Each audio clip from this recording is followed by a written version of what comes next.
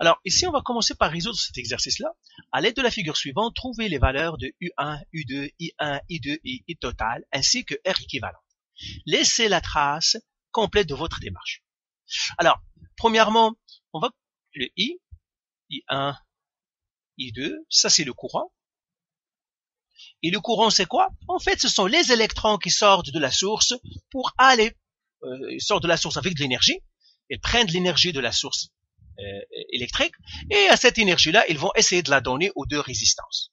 Et ils reviennent. C'est ça le courant électrique. C'est un grand nombre d'électrons qui prennent l'énergie de la source électrique et ils vont la donner aux deux résistances, dans ce cas-là, les deux résistances. Alors ces résistances-là, ça pourrait être par exemple une lampe qu'on a allumée, ça pourrait être par exemple une cuisinière, donc qu'on est en train de chauffer, ça pourrait être une sécheuse, ça pourrait être n'importe. Donc pour qu'on les fasse fonctionner, il faut que l'énergie part de la source à ces appareils-là, et qui fait ça, ce sont les électrons. Donc c'est le courant. Donc ici, ça va être le E total. Donc le courant qui sort de la source, c'est toujours le E total, parce que c'est le total du courant. Tous les électrons doivent sortir de la source, ils ne peuvent pas sortir d'autre part que de la source. Alors ce courant-là, il va traverser les deux résistances, et puisque les électrons ne trouvent pas autre chemin que ça, on dit que ça c'est un circuit série. Pourquoi série? Parce que les mêmes électrons, ils vont traverser les deux résistances. Donc le courant là, il est conservé, il est le même. Donc le I1 ici et le I2 ici, qui vont traverser les résistances, sont les mêmes, est égal à E total. Donc I1 est égal à I2 est égal à E total. Pourquoi? Parce que circuit série. Circuit série. Le circuit est en série. Pourquoi? Parce que les électrons n'ont pas d'autre choix que de suivre la boucle.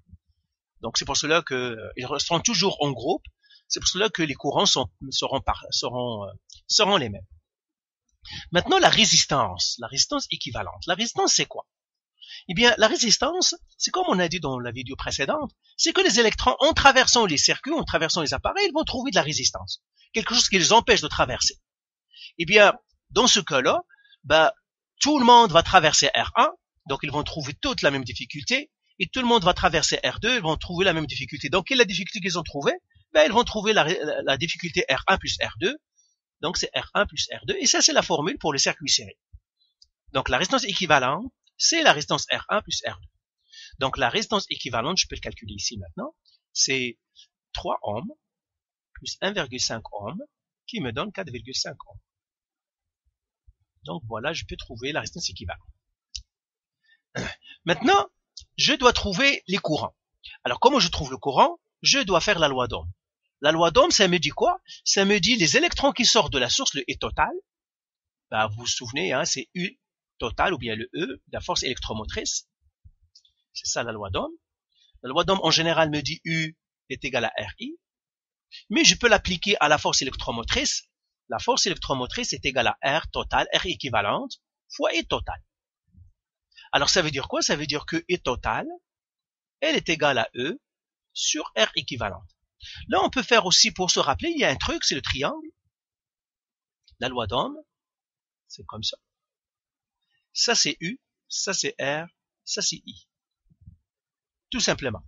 Moi, je veux trouver le I.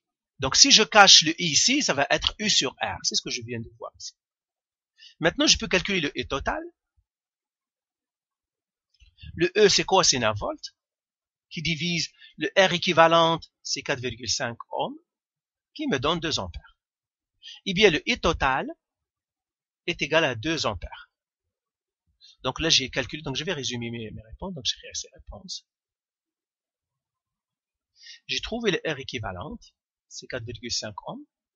Je viens de trouver E total qui est égal à I1, qui est égal à I2. Elle est égale à 2 ampères.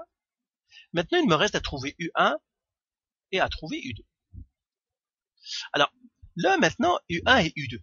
Je vais faire toujours la loi d'Ohm. Donc, la loi d'Ohm, je vais la mettre dans un triangle. Ça, c'est un truc pour s'en souvenir. Comme ça. J'ai toujours U et j'ai R, I. C'est ce qu'on appelle aussi URI. URI, U, R, I. Donc, par exemple, moi, qu'est-ce que je veux trouver ici? Je vais trouver le pour U1. Donc, je vais le mettre ici U1. Donc, je vais chercher U1. Donc, ça va être R fois I. Donc, U1 est égal à R1 fois I1. U1 égale R1 c'est combien? C'est 3 ohms. Fois I1. I1 c'est combien? Ben, c'est le même que le I. Ils sont tous, c'est 2 ampères.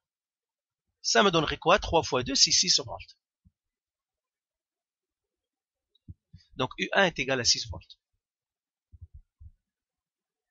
Maintenant le U2.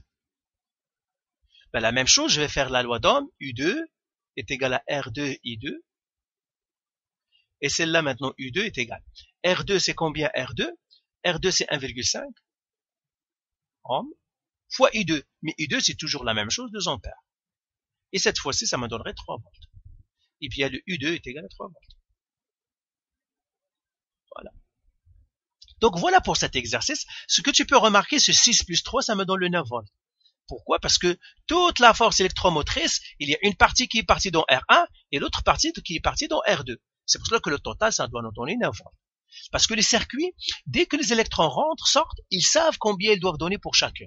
Parce qu'ils passent par un régime qu'on appelle transitoire, ils analysent le circuit et ils savent. C'est pour cela que peut-être parfois tu as allumé des lumières et ça a pris un peu plus de temps à s'allumer. Et bien pourquoi? Et bien tout simplement les électrons s'adaptent avec le nouveau circuit pour savoir combien de volts ils vont donner à chacun et combien d'ampères ils vont donner à chacun des appareils.